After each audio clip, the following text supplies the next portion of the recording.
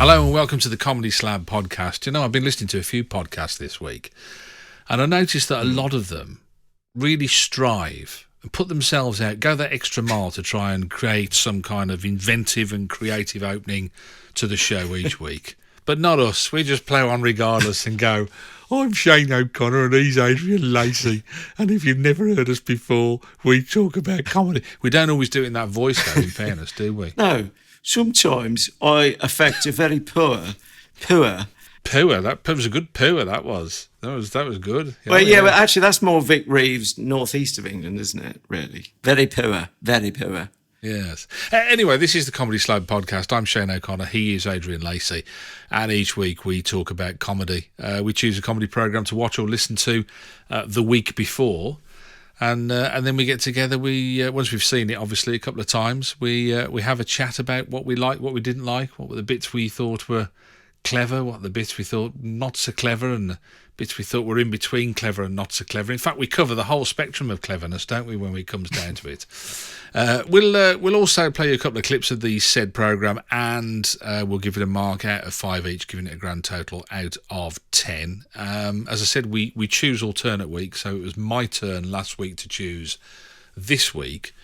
And I tried to do something a little bit different in as much as the format of the show. It's certainly not a sitcom. We'll discuss a little bit later, I guess, what you would call it. But I chose Dave Gorman's Modern Life Is Goodish, which we'll talk about in a little while. But before we do that, a bit of comedy news. And you've been delving, haven't you little delver? I am a little delver, and I'm also a name dropper, as seasoned listeners will know. I have had the privilege over a number of months, just sporadically, of working with the wonderful Patrick Keelty. Oh, wow. That's because I do some freelance work for BBC Radio, and they wanted a bit of assistance. But we got to know each other a little bit over the time, and I've got a lot of respect for him, actually, because if you think of the range of stuff he's done, from stand-up comedy to TV presentation to now, and the stuff I've been working on, working with him on, but he's done the bulk of the work, radio presentation, which isn't simply just reading out someone's scripts, it's thinking on your feet or thinking in a seat. But, you know, journalism across, so he can cover, obviously he's fine at the end of quippery and ad-libbery, but he's also fine doing the heavier news stories, which I'm very impressed by. But he's back in the comedy domain soon. Well, he's actually working on it now because I left him in a little room working on it at the Beeb. But it's coming up, I think he said, I had a feeling he said March 14th. Anyway, look out for it very soon, in the next 2 or 3 weeks on BBC Radio 4. And this is, I mean, who'd have thought there was any mileage comedically in Brexit? But he's taking part in the newly announced BBC's Festival of Funny, and he's recording a show called Borderline, a postcard from the edge of the Union. A lot of our listeners will know he's from Northern Ireland, and he does a lot of funnies about that, but it's funnies with a very darker edge to it, because that is how the Troubles were. Can I take issue with something feel free already, because it makes me bristle every time I hear something like that. You know, when they do this Festival of Funny, it automatically makes me... That's not his chosen title. No, he's just part of that vehicle, isn't he? But it also automatically makes me sort of sit back with my arms folded and go, oh, right, goodness sake. In as much as, and I still think this to this day, but I remember having a bit of an on-air row with a senior police officer, where they came on and they wanted to say how great they were, talking about Operation Catch the Car Thieves or something. I don't know what it was. And I said to this woman, she was an inspector or something, I said to this woman, I said, you know, why do you have to have Operation Catch the Car Thieves? That's your bloody job. You know, that's what you're supposed to do.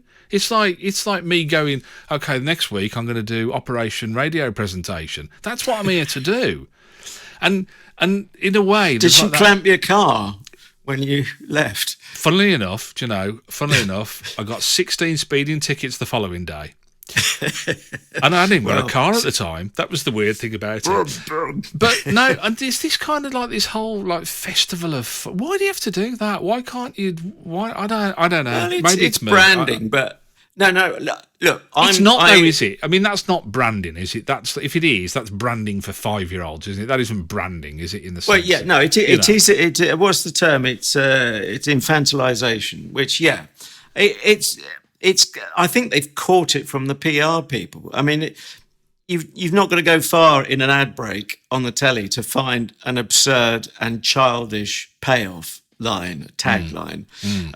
One that comes immediately to mind, which is in the same arena, but this I think is about car insurance rather than car theft. Although they're related. It's Find Your Happy. Do you remember that one? I think that was that Aviva, or it all becomes much of a muchness in the end. It doesn't matter because you can't remember who it's related to, which makes you think it can't be a particularly good slogan anyway. No, I don't know that one. I mean, I don't. You're right. I think it is the ad man's disease, isn't it? That's the problem with it. But or ad woman. Yeah, I don't know. I just that kind of puts. But the Patrick Keelty thing, the thing that really made me go, oh, I didn't realise that, was I didn't really place him as a stand-up. Now, this happens a lot, doesn't it? You know, you meet, you kind of, you bump into people on the TV or radio at a certain point in their career, so you kind of know them for that. And I only know him really and I can't even think what the programme was. It was a TV programme, and I'm sure it was live, and he was presenting it. And other than that, I couldn't really tell you. And I haven't really seen him in an awful lot other than that. So when you said stand-up comedian, I thought, well, I didn't even know he was. Do you know what? I think there's a parallel with a certain Bob Monkhouse. Now, people under 50 might need to Google his name, but as we know, we always encourage you to Google it. Yeah. Bob Monkhouse said, and I bear this out, he said at one point he realised he was better known as a presenter of The Golden Shot than he was as a stand-up comedian. But the latter was what he saw himself as principally. It was just the presentation was a way of keeping the name in the public domain to help sell tickets to his shows as a stand-up. It was an amazing stand-up. I mean, he ruffled feathers. He wasn't Mr. Right On, but then it wasn't a period of right-on comedy. Nicholas Parson is another one for me. Oh, Sale of the Century. Who as a kid, I only knew for Sale of the Century. That was it. I had no idea he had all these other strings. I didn't even know he had a bow. Yeah. Never mind having other strings to them. One of the things he did was be a question writer for quizzes. But the thing he always wanted to remind people was that he had a classical education. I think he was steeped in the classics, Greek and Roman literature and stuff like that, I think. But I didn't see much of that on Sale of the Century. But if it hadn't been for Sale of the Century, would we be talking about him? Would we ever have heard of him? Interesting, isn't it? I don't know. I mean, I read his autobiography and realised all the stuff that he'd done prior to Sale of the Century, and because that was the point that I joined him. And it's the same thing with Patrick Keelty. So, yeah. Interestingly, you were reading that. I was reading about Joe Thomas. You know Joe Thomas, who plays Simon in The Inbetweeners. He's like the kind of young-looking, the fresh-faced looking one. You know, if you're not sure. Is he the one with the sexy mum, yummy mummy? No, he's the geeky one, isn't he? Yeah, no, he's the one who had the car. I don't know if we watched that episode. But anyway, so the news that he's going to become a stand-up. Can you actually sorry, this is a side issue from where you're coming at it from. Can you actually decide that? I was going to say that. Oh, right. I was going to say, so you just go, I'm going to be a stand-up now. It's like going, buying yourself a scalpel set and going, I'm just going to be a surgeon then, if that's all right. I mean, obviously there are different consequences to if things go badly wrong. But Susan Calman says that the thing about stand-up is you can have a go. It's precisely that, and it's precisely not brain surgery or dentistry. Have I quite finished Patrick Keelty? I'll just say, just look out for that show. BBC Radio 4, I think he said March the 14th. It's recorded on March the 6th. Anyway, so I got the months right. And it's called Borderline, a postcard from the edge of the Union. I think, basically, if you don't laugh about Northern Ireland and the island of Ireland and the Republic of Ireland, I think you end up crying. So probably slightly better to be crying with laughter than just weeping with despair. Has he paid you to plug this at all? Are you getting anything? He hasn't. And, am I going to steer him to the show where my co-presenting colleague says, well, I didn't even know it was a stand-up? Yeah, well, there's nothing wrong with that, is there? There's no. I mean, No, you've got to say it like it is. That speaks to my experience rather than his ability, doesn't it? Surely, I mean, that's not. Okay, well, here's the thing, and I recommend this to everyone listening, including you. I hope you're listening. Google Patrick Keelty live at the Apollo. He does a very nice, he's probably done more than one set, but I saw one where he does a fine joke about R. Kelly, which I can't do justice to. Sorry, I wasn't listening. I'll write it down and post it. Who's R. Kelly? Is that his brother? Do you know? Or you see, you're unpicking a joke without hearing it. Go and Google it. Is that the premise of it? Talking about gags rather than hearing them. I mean, see? Oh, look at it, eh? Does that mean you're a stand-up comedian now? Comedy brain, mate. Comedy brain. eh? Oh, Kelly. Nothing gets past me. I hate you, Butler. Just show me roots now again. I thought you were going into Stephen Lewis. Anyway, we're trying... so the connection with the show we're going to slab is Dave Gorman, did you know, sets crosswords, I believe, including for The Independent. No, I didn't know. That's the kind of mind he's got. Yeah, strange but true, I believe. Okay. All right, Dave Gorman, Modern Life Is Goodish is the subject of the Comedy Slab this week, and we're gonna go straight into a clip, aren't we? But before we do that, let me ask you how you felt. I mean, did you know anything about this program at all? Had you seen it? Had you watched it? Yeah, I mentioned last week. It was staple TV dinners. I cannot tell a lie. Okay, with me and my wife when we were together at the house, and so that suggests that we both enjoyed it enough to have it as a TV dinner staple. Okay, we'll get your headline straight after the clip then, and I just can't shake the image of you sat there with your pot noodle watching Dave Gorman, Modern Life Is Goodish. Oh yeah, he loves his cuisine, Adrian does, I tell you, don't you? You're very Mr. Gorman Blue. Very cosmopolitan.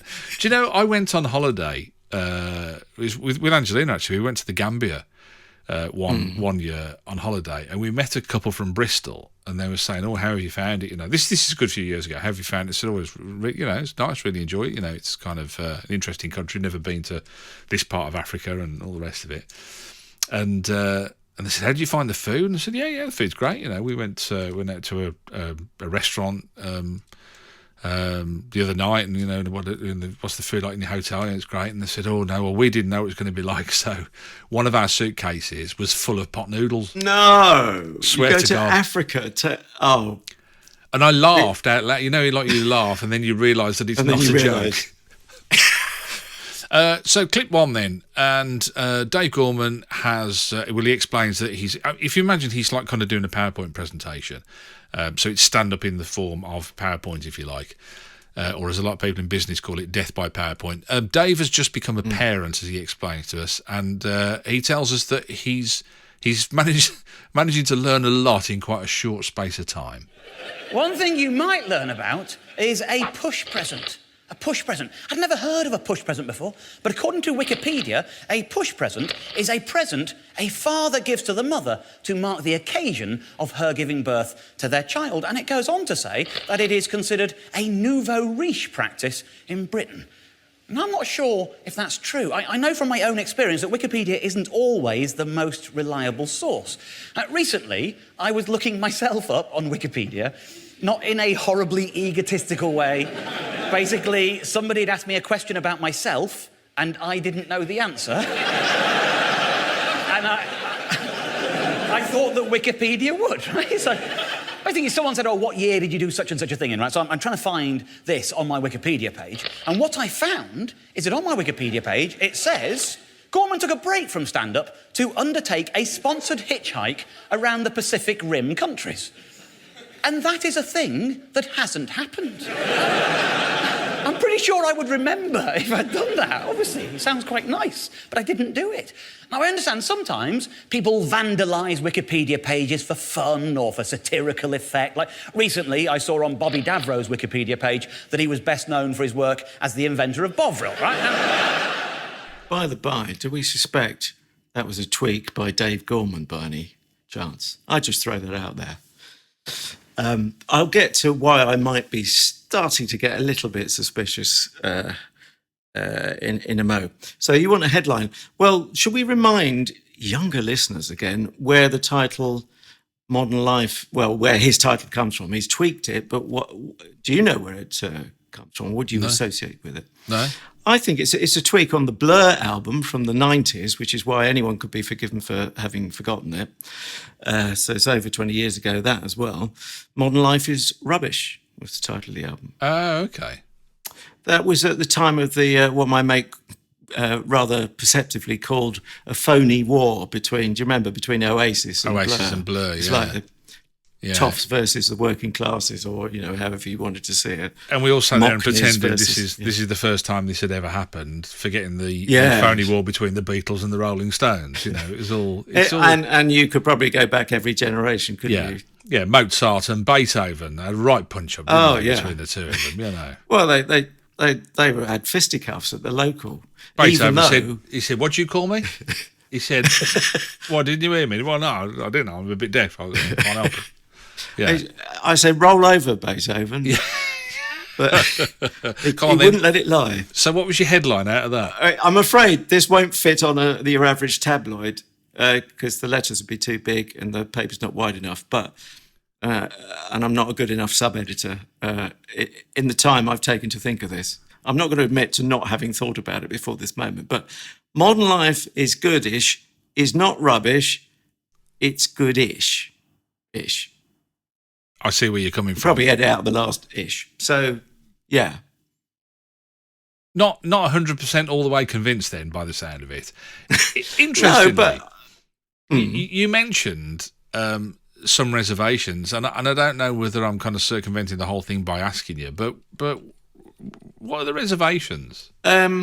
no, you're not circumventing it. It's the very stuff of the show, and I've got to air it eventually. It's the fact that it is. Do you know, you've come up with a term for the genre. What did you call it? Lecture-com. Lecture-com. Yeah, as opposed to sitcom. I came up in the week with the idea of, it's not it doesn't roll off the tongue, but PowerPoint-com, which is the same thing. And also, it's my suspicion, this again might sort of touch on territory we touched on with Patrick Keelty. You get to know someone for something, a certain style of work. Dave Gorman's been doing this for a number of series now. It's on Dave, and by the by, it's a Liberty Bell production for Dave. It was part of the UK TV empire. But he's been doing it so long, I don't think of him as a stand-up comedian. I think of him as a sort of comedy lecturer, or the term I came up with was an amusement engineer. And I know it might be a little bit harsh, but it's the feeling that it is so clinical and technical. But a lot of comedians like dissecting. I mean, we dissect comedy shows, but they dissect other comedians because that's the line they're in. And they like, it's not an insult to say another comedian is technically really astute. I mean, what Dave Gorman does is he builds an argument. What he doesn't do well is the more fluid stuff, what I would call the performance stuff, where you've just got the license to muck about a bit, to ad-lib, or to look as if you're ad-libbing, and to have that as part of the show. It is within parameters, he's tied to the prompter. This show. Yeah. And sorry, that's one of the big criticisms. Is it a big criticism? It is a criticism. He hasn't learnt his lines. Therefore, you'll see he's always looking back to the lens. And the lens, as people know in this media literate age, is where the prompter is. You can have other prompters darted around, but you're still tied to them. It's like I worked with Kenny Everett years ago. He wasn't used to learning lines. He was an old radio lag. For me, better in radio than he ever was in TV, and for lots of us. So you could see he could only deliver a line when he could see a prompter. He couldn't. He didn't have the fluidity to either tweak the line if it wasn't going well with the audience. Sometimes it was pre-recorded, so that doesn't apply. But yeah, sorry, I talked over you. No. I was going to say, but even at the point, I mean, I thought it became a lot looser. He went to a section a bit later on called "Plate Your Cars Right," a play on "Play Your Cards Right." But talking about number plates, because he was saying that people with private number plates we all think of them as, you know, if you have a private number plate, you're a dick. That's what people think of you. And so he did this thing where you were guessing the prices of these personalised registration numbers, and you see, I thought it felt like he kind of broken out of that. You're right. I mean, I do get what you're saying, and I do see what you're seeing. Although I do think he's reasonably adept at it. That he makes me think when he's doing it that he's actually just looking down the barrel and he's talking to me. Rather than the studio audience. But you didn't even when he kind of went out of that and did plate your cars right, you didn't think that was fluid enough for you there, no? Probably not fluid enough for me. Now you mention it, I guess there's a little more give and take in there. And the point is he's very impressive, and I'm sure I would go away if I was in the audience. I mean, and please let us gather as audience members sooner rather than later. We're talking in after a year of lockdown. But if I went there, I'm sure I would come away very impressed by him. But the trouble is, you don't want to go away from a comedy gig primarily. That's if you call it a comedy gig, or even an entertainment show. You don't want to go away primarily impressed. You want to go away with your chuckle muscles aching. And you want to relive the gags, and you laugh about it on the way home, whether it's on the bus or the tube or the car, that you're rerunning those gags like people used to. In my youth, they were quoting Monty Python from the night before.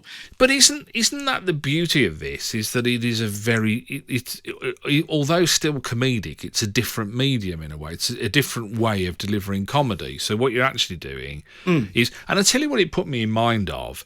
I don't know if you've seen him, and he's quite controversial because there have been some allegations made of him, but I still think at this stage we're speaking now, nothing has been proved or taken to court. But James Veitch, who does all these scam emails, have you seen him? Where he replies to the scam emails. So I wrote back this, and then he wrote back that, right. And I'm not quite sure how much of it is true and how much of it isn't, but it works very well as a medium.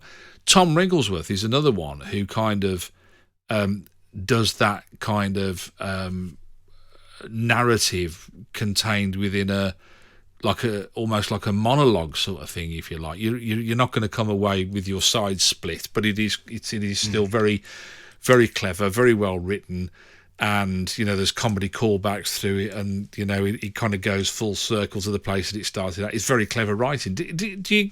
Yeah. Isn't it just? It's definitely it's a different kind of vehicle. Isn't that what it is? Yeah, I guess it is. And the point is, he built, it's like a delicate house of cards that he builds layer by layer by layer, really skillfully. He constructs an argument, but essentially it's more argument than comedy for me. He's got a thesis at the beginning. He sets out to prove it. And in the old Latin terminology, I don't know an awful lot of Latin, but at the end of it, when you're trying to prove something, it's the letters QED, quod erat demonstrandum, meaning that you believe you've succeeded in proving. Yeah, exactly, that sort of thing. Yeah. But I don't know. I'm going to speak with a forked tongue here. I'm sure I will contradict myself. On the one hand, I'm claiming he's not fluid enough. I'm about to now criticise him for not being enough of a journalist. He slips in lines that are absolutely not true, but he just skates over them. I'll give you one example. So we've heard in that last clip, and we've got another second audio clip to come a bit later, but in that clip we heard about his wiki page and this untruth about wandering around the Pacific Rim. He then goes on Twitter to try and track down where this has come from. Someone tweets, "Oh, I see it's been edited now, that line has come out." And without any shred of evidence, he says to his audience and glosses over it immediately. Dave Gorman says, "I assume the guy tweeting that, it was the guy who wrote it." Where's the evidence? And, if you're going to have an intellectual argument, you've got to be able to stand up everything you said. That's the danger of going down that route away from comedy. No one goes up to Eddie Izzard and says, "Oh, socks don't really walk into a show late," and say, "Excuse me, sorry, a pair of socks." Because he lives in a surreal world that he shares on stage. Wasn't that a gag? I thought that was just a gag. I didn't think he was. I mean, I never thought that at any point he was telling me any truth, and even to the point where you kind of think. I mean, I must admit, because the environment we're doing this in, you go to Wikipedia to find out whether Bobby Davro, the fact that he invented Bovril is still on his page. You know what I mean? Because yes, which I'm sadly to report at this moment in time speaking, it isn't, but. It isn't. Oh, that's really sad. But I do wonder if Dave Gorman put that line, which is where he wants to have his cake and eat it, which is kind of fine. But then on the one, what is he? Is he a journalist standing, giving us a lecture, as you've called it, lecture com? Lecture com, yeah. Or is he an entertainer where he can create things a bit surreal and we don't have to take anything too seriously? To me, I've got a problem with it. It's a sort of neither quite fish nor fowl, and I kind of love it, and it kind of drives me mad. Yes, I know what you mean. I think what you've got to keep at the back of your mind, you've got to keep chanting the mantra: "This is a comedy. This is a comedy. This is a comedy. This is." But you've queried whether it is, haven't you? Yeah, exactly. Is it a comedy? You've queried it. You've said it's lecture com. In which case, we have to dismiss everything, don't we, or at least query everything. But it is delivered at least as fact. It's got a routine about diamonds, which I thought was very interesting. But it's only interesting in that phrase, interesting if true, intriguing if true. And if you're saying you don't trust anything, then I've described it as a house of cards. The house of cards falls. And for me, it fails as a lecture and fails as comedy. If you can't believe anything. I kind of assumed that was fact because otherwise De Beers lawyers would have been straight on the phone to say, we don't do this, and this isn't how the diamond industry works. So you kind of think, oh, well, that is. But I mean, the minutiae of it, I didn't kind of. I mean, I just love the idea that the person who put it back in, he reckoned, had cited the lazy newspaper journalist who had just taken it off Wikipedia as the source, so it feeds itself. I mean, and that's how it works. But he fed it. No, that's what annoys me. Again, sorry, I'm sounding very angry about it. It's only a TV show. Get over it. Yeah. But if it's like saying it's only the Comedy Slab. I care passionately about what we do, so I do get a bit animated. The point is, he fed that. He wants it both ways. He goes on to Twitter, this is Dave Gorman I'm talking about, saying, oh, does anyone know where this came from? And he puts in, Dave Gorman visited Pacific Rim. Then that becomes another thing that becomes a search term. He knows what he's doing. Yeah. And he's manipulative. And I think he's a bit of a card shark in this house of cards. I have to say, I mean, I've got no sympathy. I only on a small scale, but I remember having a run-in with the newspapers about...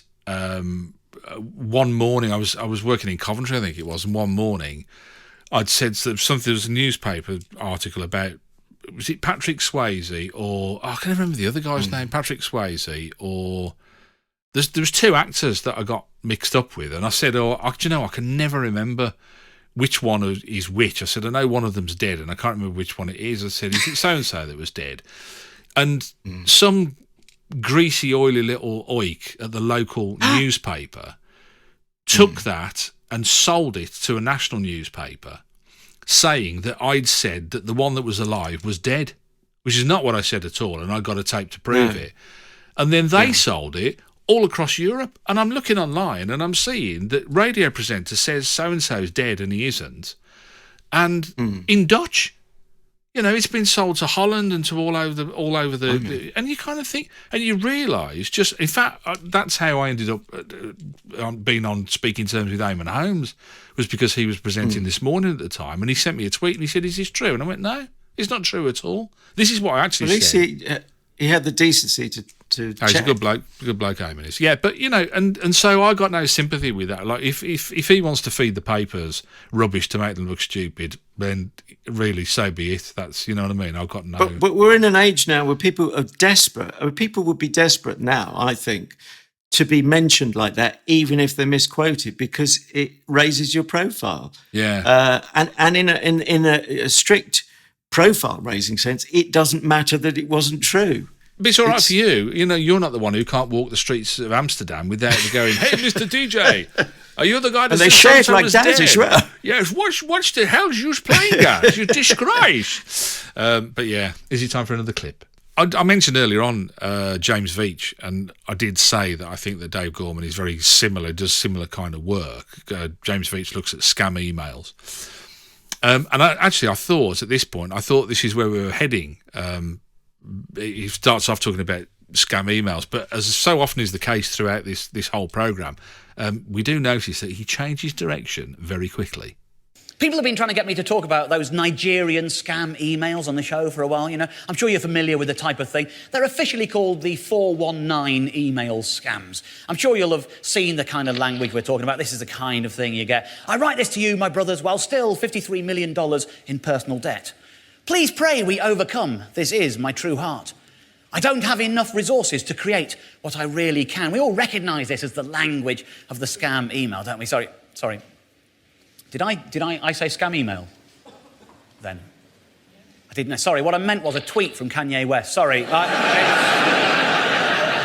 meant a tweet from Kanye West. I'm sorry. So easily confused.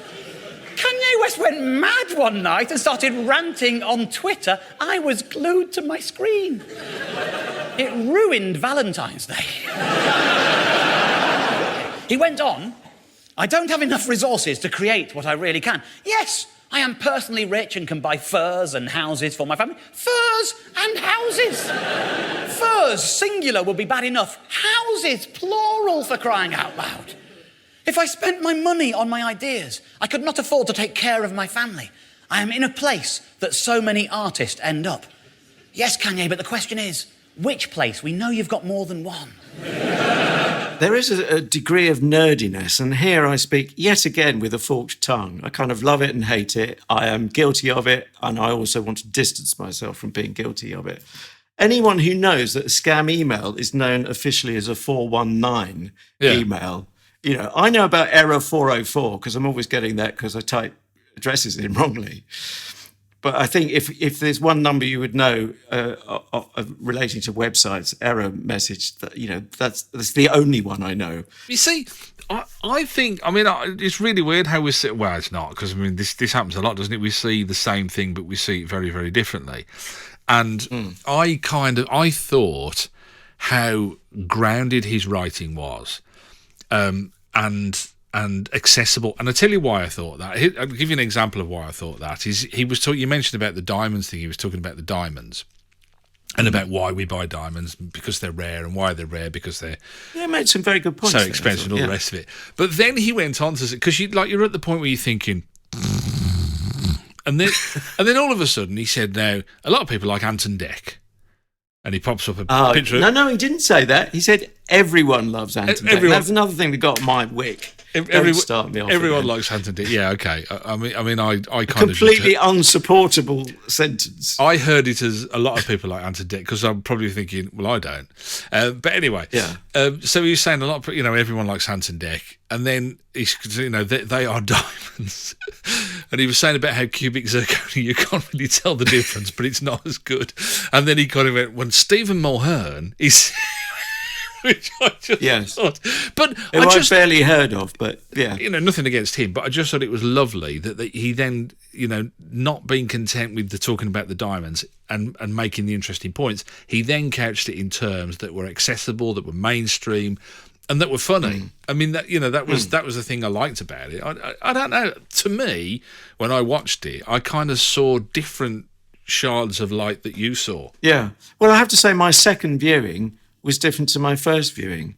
And we'll get to that with the conundrum. I still haven't decided which mark I'm going to give because I am conflicted, as they say in the States. Can I just rewind back to that passing reference I made to the precedent of this show? Yes.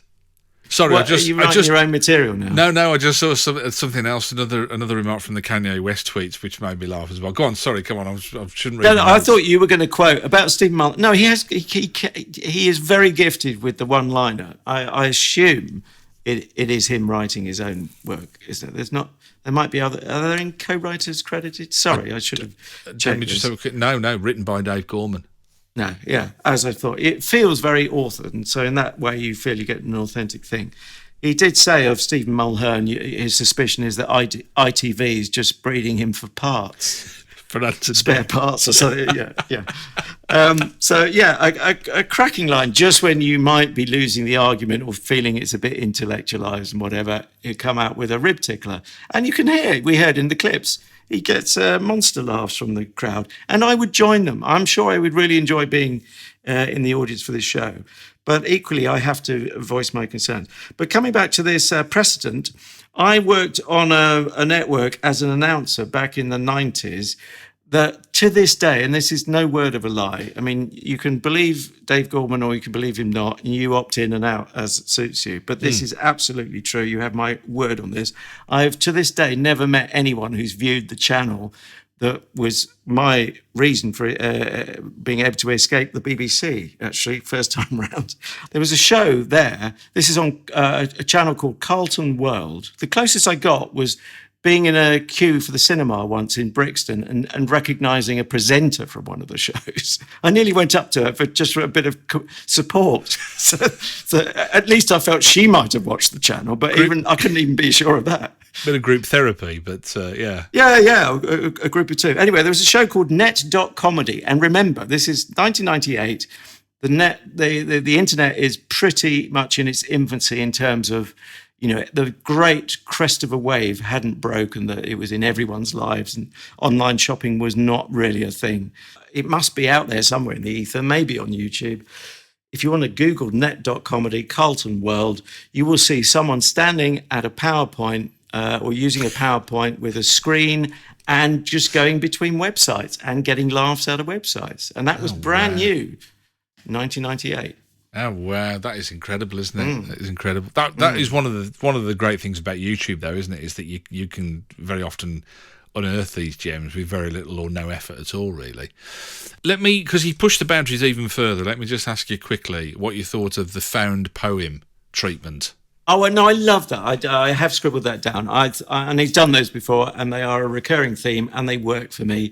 And they involve live music. What's not to like? Live strings there, accompanying a whole load of nonsense, which he's lifted straight off Twitter.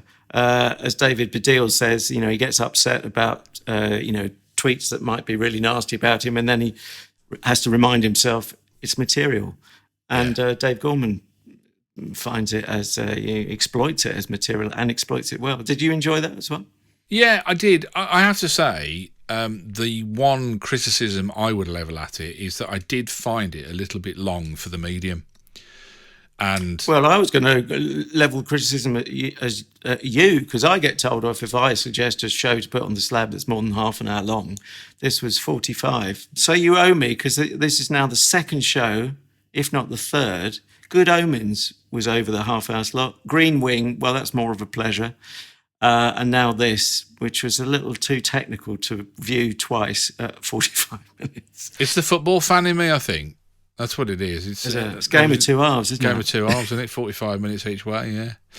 It must be that time then. Do you want me to go? Do you need thinking time, or are you?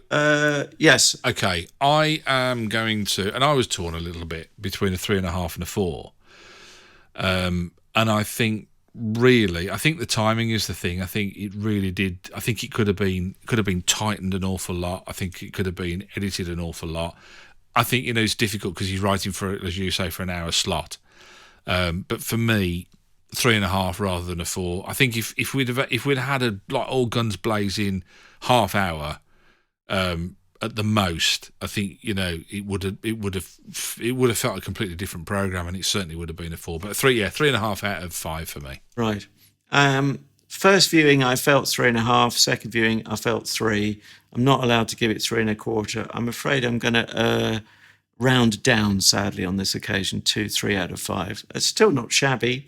There's still loads to love about it. And as I would say with every show, go and see it, make it up your own mind, dear listener. We're not, there's no such thing really as a comedy expert. There's such a thing as comedy taste. and it just wasn't quite to my taste, but certainly worth over half marks because you can see the work that's gone into it, and it is an authored piece. It's very smooth. It's come together. It makes you think about the world a little bit differently. But there's still those niggling things. But 3 out of 5 from me, making 6.5 out of 10. I put a link in the description to go and have a look at it. You can go and look at back copies of it. And curiously, the first 4 series, I think we're on series 5 at the moment, is the latest one. First 4 series are on Dave Gorman's own website. So I'm not quite sure how that works, but there you must own rights to it or something. So 6.5 out of 10, not bad at all, as you said. What have we got for next week then, Adrian?